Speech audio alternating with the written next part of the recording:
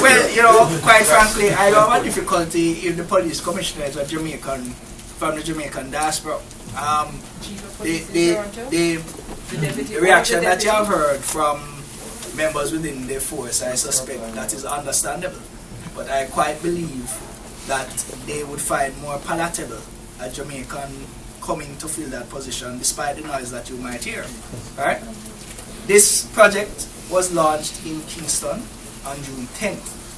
So in terms of the question you posed about sensitizing Jamaicans, that's where we began with the conference, with the launch. Now I want to say this. The fact is that in terms of the logistic hub, you have the Maritime Institute of Jamaica that is currently now ramping up sensitization.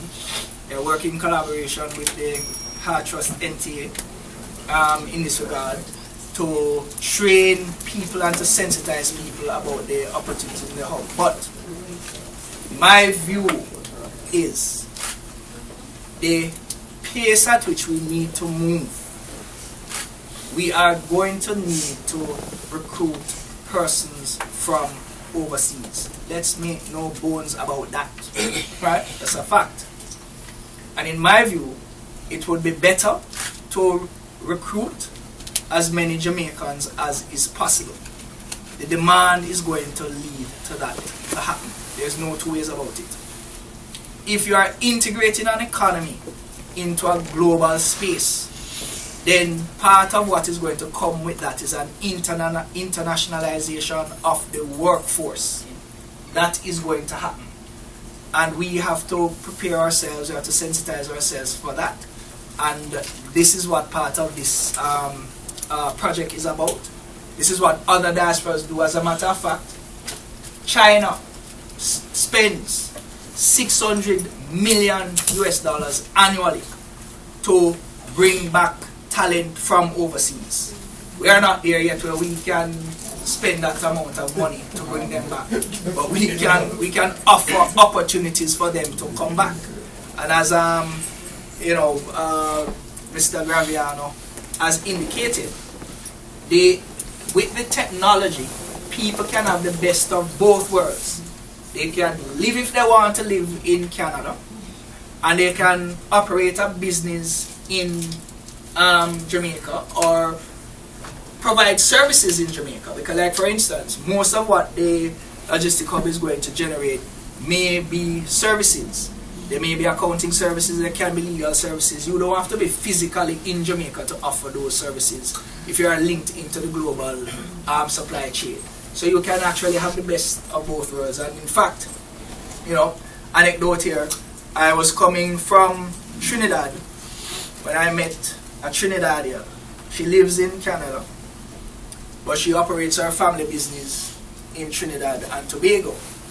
Now, when she's coming back from Trinidad or going to Trinidad, she stops in Jamaica, goes to the beach and enjoy the beach in Jamaica, and then she comes back to Canada where she's resident. And when she's doing her business, she do the same thing. She fly through Jamaica, stop in Jamaica, enjoy the beach, and then go to Trinidad and do it. So can you imagine Jamaicans doing the same thing, right? They can come home when they feel like, or stay in Canada if they feel like, based on the technological platform. It is a reality and we live it.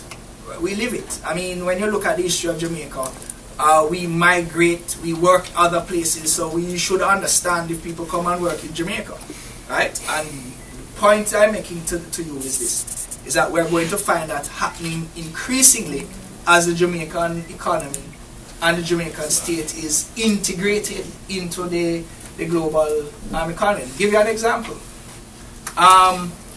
Campari now owns BB&, what they call it, Nephew, and D&G, right? But guess what happened? That's a mutually beneficial relationship because the brand Ray and Nephew is now going to go into all the markets that Campari has, right? It also means that Jamaicans who are working with Campari will also be placed in other areas internationally. So it's not a one-way flow of things. Give you another example. Digicel. Digicel now has their headquarters built on the waterfront in downtown Kingston. You know what that has caused? Every single body now is running to go downtown to find some space to build something. And for years we have been saying to people, go back downtown.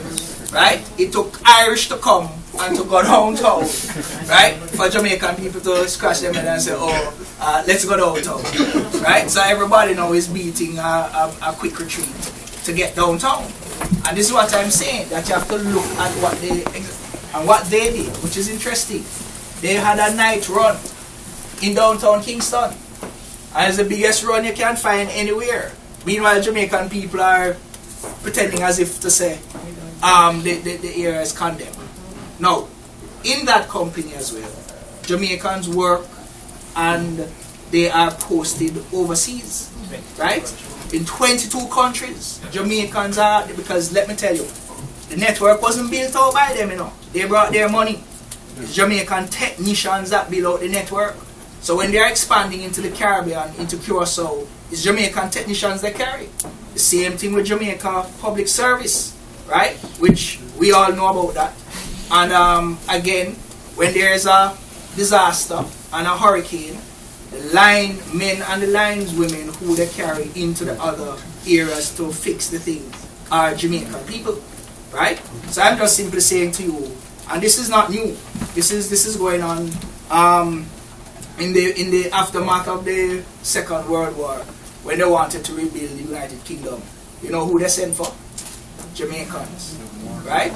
To bring onto the thing. So I'm simply saying to us that it is part of our new reality.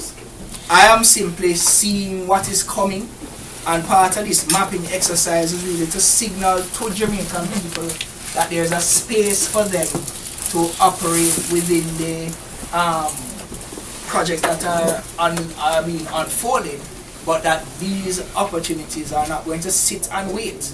Because as far as I'm concerned, the pace at which we are being required to move, you are going to have to be able to recruit people at that rapid clip. And it's not that these persons aren't available. They are available. We just have to identify who they are and pull them into the system. So I have